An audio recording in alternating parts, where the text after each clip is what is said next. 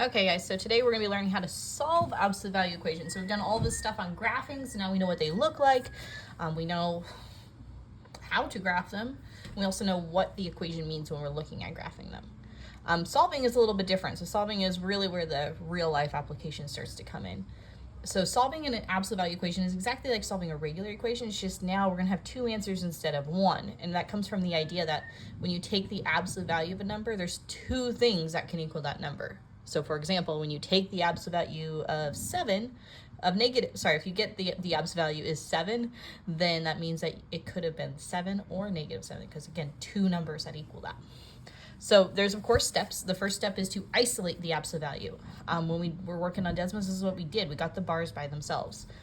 After that, you get rid of the bars and split, so that way what's inside the absolute value is equal to a positive number and a negative number. And the absolute value cannot be negative. So right here, you can't have it equal, but here when we do split it, we will make it negative. And then finally, after that, you're just gonna solve for the variable. So here, we're gonna solve each equation and we're gonna graph the solution. So looking at the first one, I have 3x plus 2 equals 8. So step 1, I'm gonna isolate the absolute value bars. So see how I have the absolute values here? The plus 2 is the only thing that is on with the absolute value, so that's actually what I'm going to get rid of first. So thinking about solving for x, I'm going to start by subtracting 2 from both sides. This is going to give me that 3x is equal to 6. Okay, now that's one of my solutions. So now, and actually we still have the absolute value there, so I'm going to actually write it there. Now we're on step 2 where we get to split it. So I'm going to split it. So I have 3x equals 6, and I'm also going to have 3x equals -6. So I have my positive number and my negative number. And now I solve for x. So solving this one, I'm going to divide by 3. X is 2. Over here, same thing, divide by 3. X is going to equal -2. So when I go to plot my solution, I'm going to put a dot at +2 and -2, because my answers are x is equal to 2 and -2. Okay, so that's a little bit of an easier example. So let's go ahead and let's move on to something a little bit more complicated. So here I have the -5 times the absolute value of x plus 1 plus 2 is equal to 12.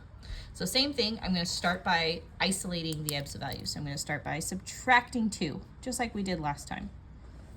Now I have -5 absolute value of x plus 1 is equal to 10. I still have to get the bars by themselves, so I'm going to divide by -5. And I'm going to do that to both sides. So dividing both sides by -5, I get the absolute value of x plus 1 is equal to -2. Now, remember up here, the absolute value cannot equal a negative number. So this is a big fat no. And when this happens, actually, let's make a note. Cannot equal negative. When this happens, this means that we actually have no solution. Because think about it. Again, back to Desmos, when we took the absolute value, nothing ever came out as a negative number. So because of that, there is no solution. So we're just going to write that, no solution. So again, if you ever get, when you're solving and getting the bars by themselves, if you get to the point that it equals a negative number, then it's no solution. If it equals a positive number, then yeah, you are going to split it so you have a positive and a negative solution. But if it right off the bat equals a negative number like it does here, no solution. All right, so then our last example, we have 3, absolute value of 4x minus 5 minus 2 equals 19. So same thing, we're going to go through the same steps. Let's solve for x. Well, actually get the bars by themselves. So add 2 to both sides. This gives me 3, absolute value of 4x minus 5 equals 21. I'm still going to go through the process. I'm going to divide both sides by 3. Dividing by 3. Now I get the absolute value of 4x minus 5 is equal to 7. So now that I have my bars by themselves, I'm going to split my equation so I can have my two different solutions. So I'm going to split it so I have 4x minus 5 equals 7. That's the positive one. And then on the other side, I'm going to have 4x minus 5 equals negative 7. And now I'm going to go through the process of solving for x. So I'm going to focus on solving on the left first. So solving this equation, I start by adding 5 to both sides. Now I have 4x is equal to 12. I'm going to divide both sides by 4.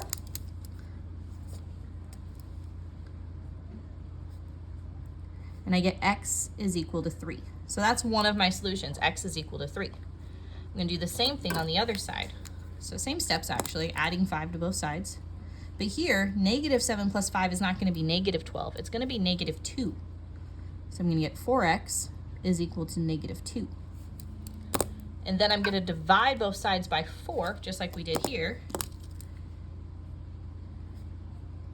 And I'm going to get that x is equal to negative 1/2, because negative 2 divided by 4 is negative 0.5, which as a fraction is negative 1/2.